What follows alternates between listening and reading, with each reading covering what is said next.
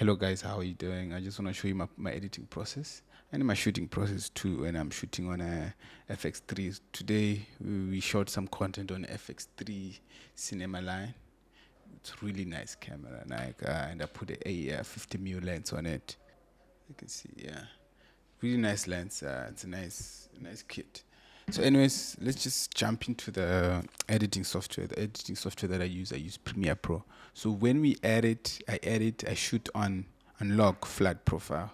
And the first thing that I do, I make sure that it's well exposed and make sure that the white balance is okay. The trick that I found, make sure the white balance is on point. Because if your white balance is off, everything is off. Because you just guess with colors. So you have to make sure that your whites are the whites, the blacks are the blacks.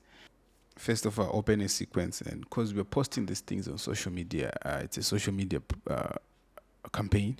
So we have to use social media systems. So I shot these things in portrait and it was shot on log.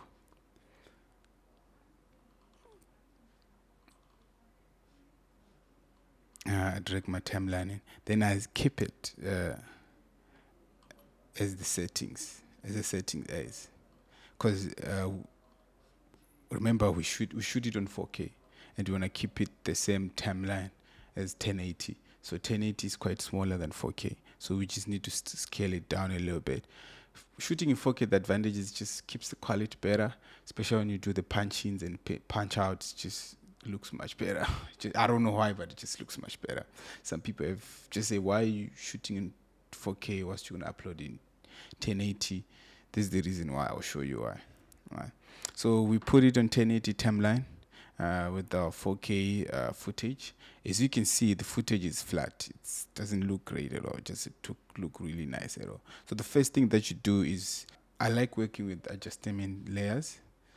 It just makes everything better, not clunky. I know where things are. When I mess it up, I can go back there. So first of all, you have to convert your log footage into Rec 709. Some do it physically, they can just know how to do it around it. You can go online, I just put a description and you find how where to find these LUTs, and it's easy to get these LUTs. So it's really easy, especially the conversion LUTs. I think on a Sony website they are there. As you can see, I just put the light, everything just clean, everything just nice, just like that, easy. So you put in our LUT and just everything just converts nicely and looks good. So after that, we need to make sure that our white balance is cool. Because if our white balance, we messed it up in before, we can fix it. So easy, what we have to do is this. We know that she's wearing a white shirt, but you can just see it's off. It's not really that white. So use our white balance too.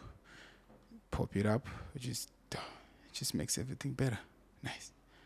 Then we throw another layer again. Adjustment layer.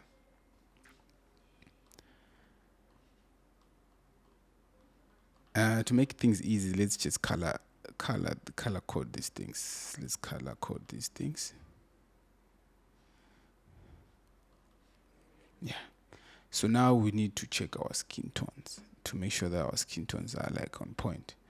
But as you can see, this layer of the white balance, we need to also work with vector scopes. Like you need to work with the waveforms.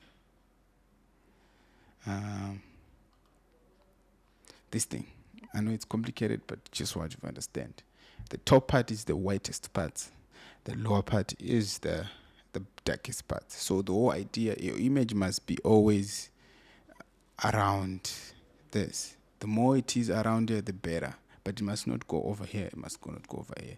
So you can see our blacks, they haven't touched down. So we on the adjustment layer of the white balance.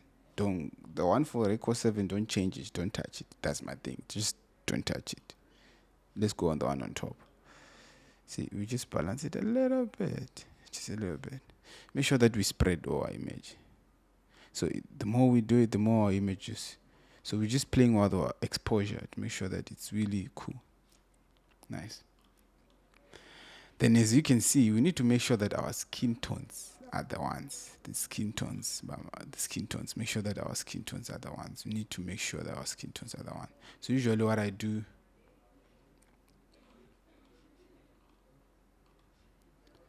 zoom in the face, then we make a mask around it.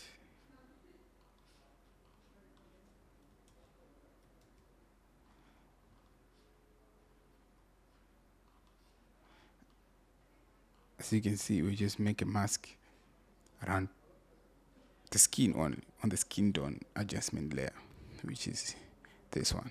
Then you go on the skin tone adjustment layer. Then you go to our vector scopes. There's this other vector scope that you have to check out, which is this one. So if you can check here, there's the line over the skin tones here. There's the line for skin tones. All the skin tones, they have to be on that line, whether it's black or any color. Just it has to be on that same line of skin tones. So if you can see, our line is a bit off. It's going to yellowish, which is not good. So what we have to do is just we have to go into the adjustment views here, secondary adjustments. So this way we're gonna play around with the.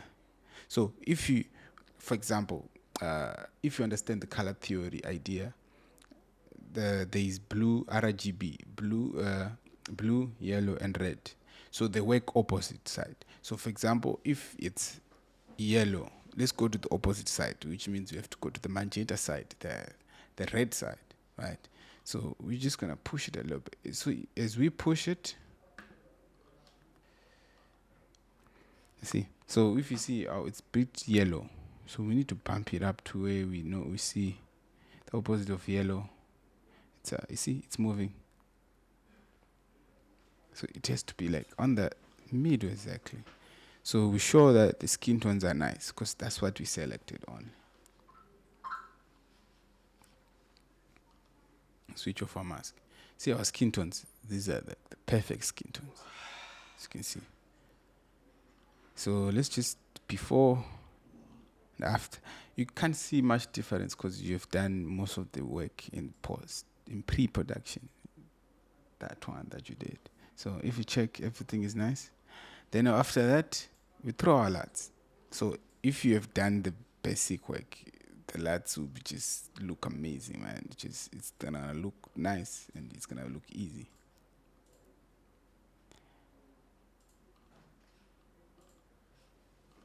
Another adjustment layer. The LUTs, let's color correct it so that it looks different.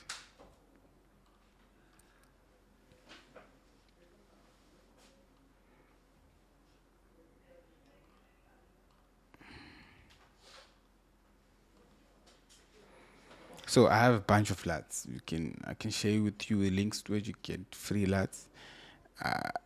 Yeah, there are LUTs out there. Just make sure which LUT you want and what look you're looking for. So right now we're shooting something that is professional, something that is clean. We don't want anything that is crazy. I think this look is good. Yeah. Then let's just pump a little bit because I think it's soft a little bit down here. Then we go on our curves, this so-called S curve.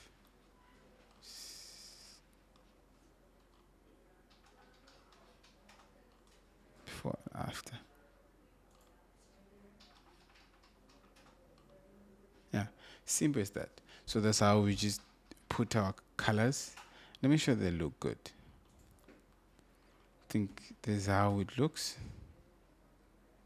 So most of the video I'm gonna just share with you here at Novara. So I work with these guys all the time, sell property and the whole cool stuff.